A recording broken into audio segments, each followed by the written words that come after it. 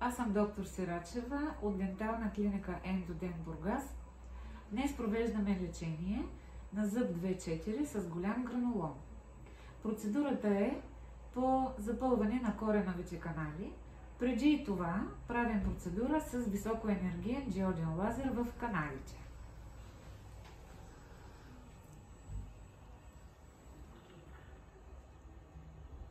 Процедура по деконтаминация, дезинфекция на кореновите канали при кореновото лечение преди запълване на каналите с биокерамичен силър.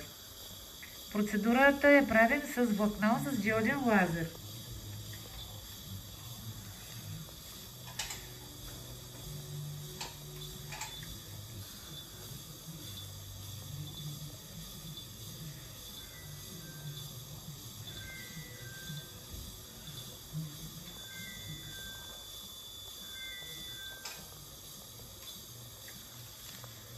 Зъбът има два коренови канала, във всеки коренов канал